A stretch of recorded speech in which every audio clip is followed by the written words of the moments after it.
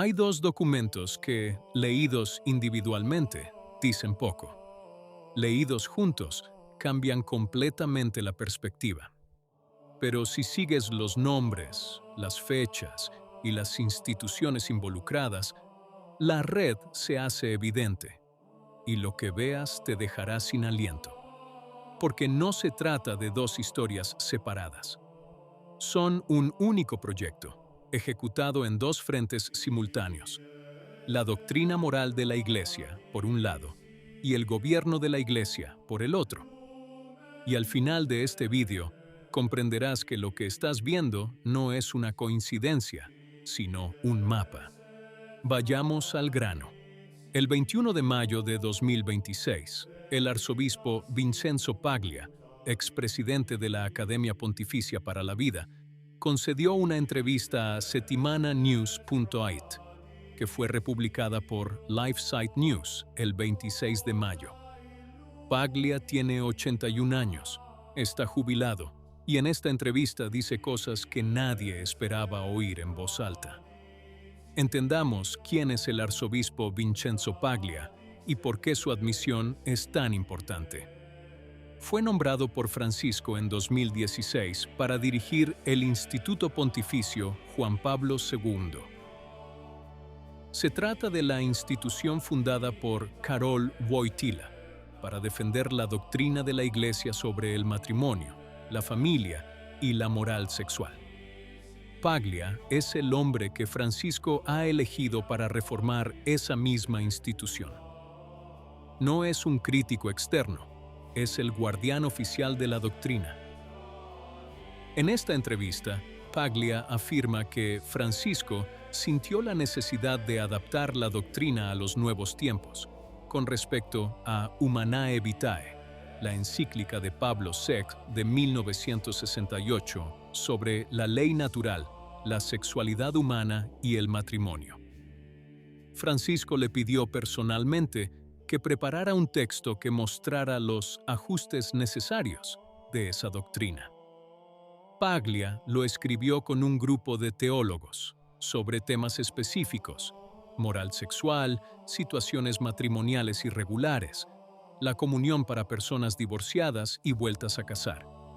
Y Francisco lo leyó y lo apreció mucho. No avancemos sin comprender esto. El texto que escribió Paglia abordaba cuestiones específicas: la moral sexual, las situaciones irregulares, la comunión para los divorciados y vueltos a casar, y en sus propias palabras, una reconsideración del concepto de naturaleza que subyace a la ley natural. No se trata de un nuevo énfasis pastoral, sino de una revisión de la naturaleza misma del concepto en el que se basa toda la teología moral católica. Humanae Vitae no es un documento cualquiera, es la encíclica con la que Pablo VI, en 1968, resistió las presiones del mundo académico y reafirmó que la ley natural, inscrita por Dios en la naturaleza humana, es inmutable. Fue el punto de inflexión entre la Iglesia y la cultura moderna, y la piedra angular sobre la que Juan Pablo II construyó toda su teología del cuerpo. Ese documento, según Paglia, era el objetivo. El texto está listo. Francisco lo agradece, pero no se publica. Paglia no explica explícitamente el motivo, pero la cronología ofrece una respuesta plausible. Los años posteriores a 2016 vieron al Vaticano absorto en Amoris Laetitia, el sínodo sobre la Amazonía y la presión sobre Fiducia Supplicans, y el proyecto moral podía esperar. Sin embargo, las ideas nunca desaparecen, siempre encuentran otro camino. Y ese camino es la reforma del Instituto Pontificio Juan Pablo II. A partir de 2016, el instituto cambió su composición, su profesorado y su metodología. Los profesores que defienden la teología moral tradicional, entre ellos el padre Livio Melina y el padre José Granados, son destituidos y se nombra a teólogos con un enfoque radicalmente diferente de la ley natural. Paglia admite que la operación fue deliberada. Se trataba de repensar el concepto mismo de naturaleza. Lo que vemos es solo la superficie, porque mientras todo esto sucedía en los pasillos del Instituto Pontificio, el mismo lenguaje, el mismo cambio de paradigma, estaba surgiendo en otros lugares. En el Sínodo sobre la sinodalidad y, posteriormente, el 25 de mayo de 2026, en una encíclica. No una encíclica sobre moralidad, sino sobre inteligencia artificial. El 25 de mayo, Raymond Arroyo y el padre Gerald Murray, en la transmisión de EWTN, señalaron algo que había pasado casi desapercibido en el debate sobre la encíclica Magnificat Humanitas de León XIV, el párrafo 87.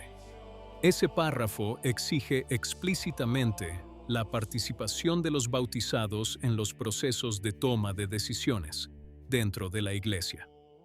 No en un documento sobre el sínodo, ni en un documento sobre gobierno eclesial, sino en una encíclica sobre inteligencia artificial y justicia social. El padre Gerald Murray es tajante. Esto es gobierno laico en la Iglesia, la nueva teoría de que el poder de gobernar proviene del sacramento del bautismo, no del sacramento del orden sagrado. Esto no tiene cabida en un documento sobre justicia social e inteligencia artificial. Es un intento más de convencer a la gente de que la forma en que la Iglesia ha sido gobernada desde sus inicios, con los obispos como pastores del rebaño, está a punto de abandonarse. Esto es deplorable.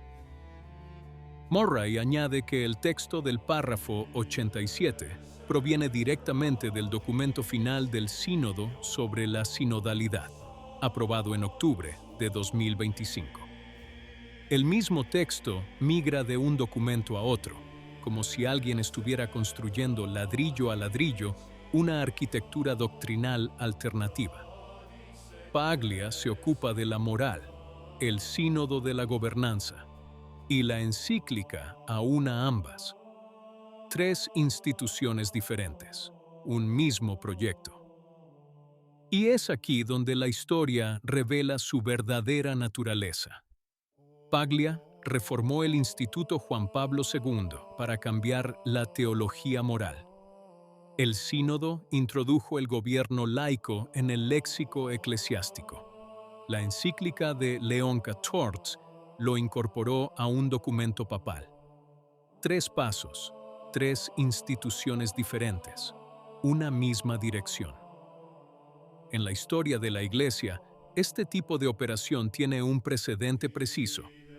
En los siglos XIX y principios del XX, los modernistas, condenados por San Pío X en la Pascendi Dominici Gregis de 1907, no atacaron la fe de frente. Reformaron los seminarios, cambiaron los libros de texto, modificaron el vocabulario, hasta que el error se extendió por todas partes. San Pío X lo comprendió y respondió con una claridad que aún esperamos. La verdadera pregunta, la que nadie se atreve a formular, es: ¿sabe León XIV lo que está firmando? El párrafo 87 lleva su nombre. La encíclica lleva su autoridad. Si lo sabe, existe una continuidad total con el proyecto de Francisco. Si no lo sabe, si alguien insertó ese lenguaje en un documento sobre inteligencia artificial sin que el Papa comprendiera sus implicaciones teológicas, entonces el problema es aún más grave. Ha llegado el momento de responder a la pregunta con la que comenzamos. ¿Qué relación existe entre una entrevista con un arzobispo jubilado y un párrafo oculto en una encíclica sobre inteligencia artificial? Están vinculadas por la misma teología, la misma red de actores, el mismo objetivo: cambiar, poco a poco, documento a documento, tanto la doctrina moral como el gobierno de la Iglesia. La tradición no se defiende a sí misma, la defienden quienes eligen decir la verdad. Paglia habló con la intención de justificar un proyecto, pero en cambio entregó a los fieles un mapa que muestra la frontera entre la Iglesia que Cristo fundó y el proyecto de quienes desean restablecer sus principios. Nos corresponde a nosotros decidir de qué lado estamos. ¿Qué opinas? Si te gustó el video, comenta amén. Que Dios te bendiga.